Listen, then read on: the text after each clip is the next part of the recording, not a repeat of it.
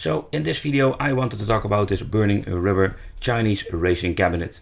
So in my previous video I already talked about, let's say, the deluxe version of one of the two, because I'm here with the company Custom Arcades selling these.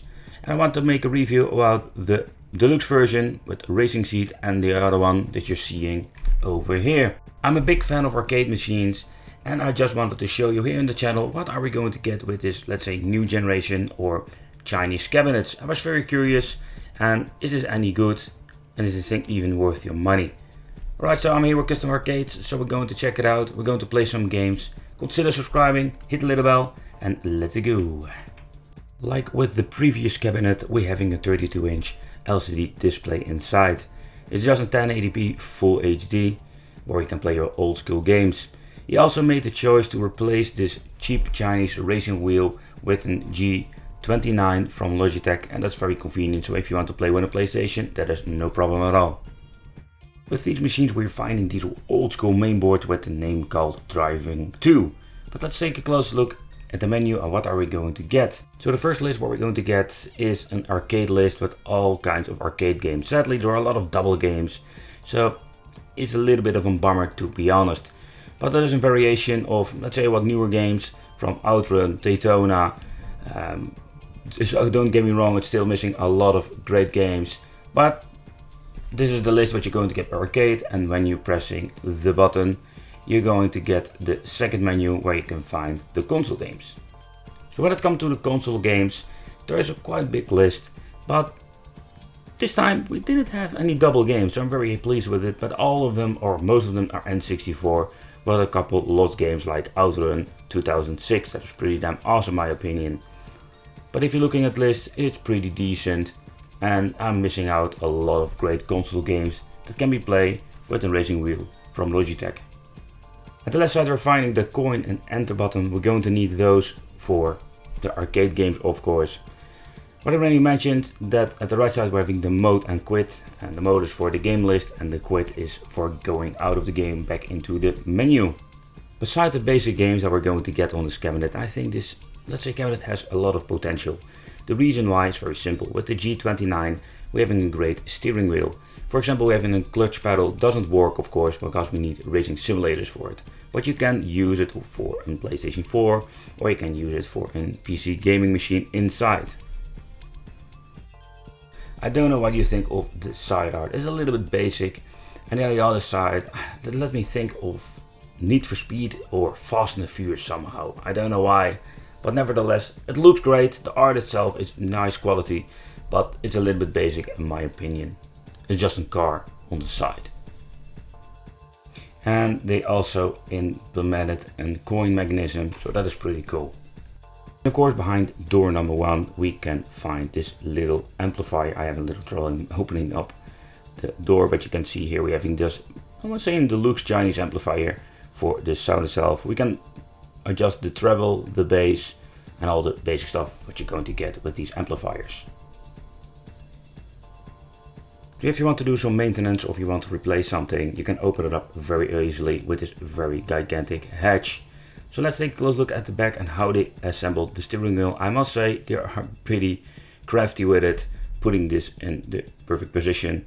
As you can see here we have the connection of the television, so if you want to add a new PC it's possible. Alright, so let's take a close look at door number 3. Yep, because there's another door, and behind this door we can find all the important parts, for example the main board. And now let's do a little bit overview what are we going to get and how is everything set up.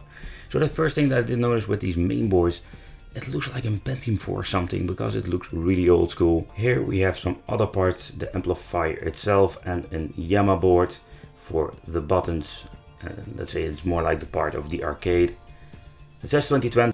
I must say with these Chinese cabinets it looks always very nice how the cable tree is assembled in these cabinets. Of course we have a lot of space, and that's very convenient if you want to do a modification within PC or for example or PlayStation 4.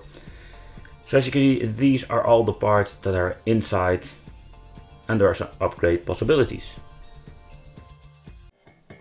Yeah, let's play some Cruising USA and let's see how the games are running. I think this is an N64 version, but it can be me.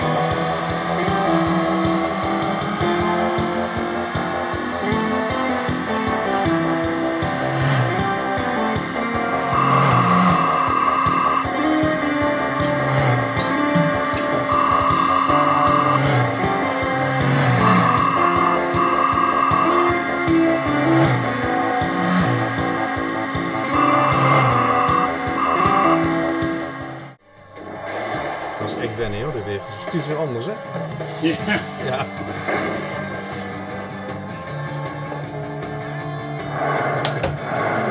Doe de drift. Oh, te vroeg.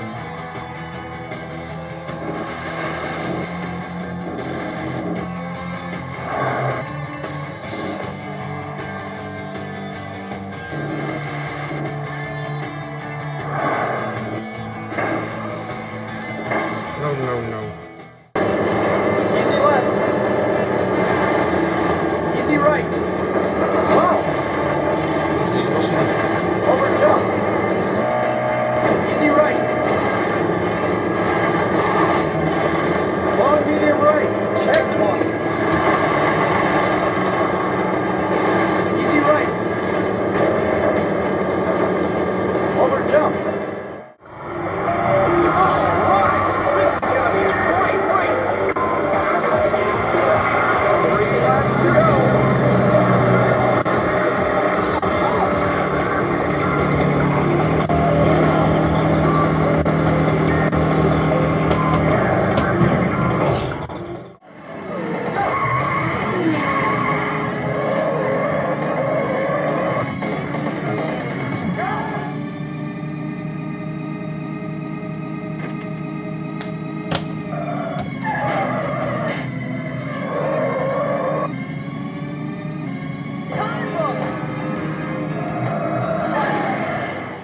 So if you're looking at the racing cabinets from China, they are not bad at all, and this new Logitech steering wheel is a very great addition.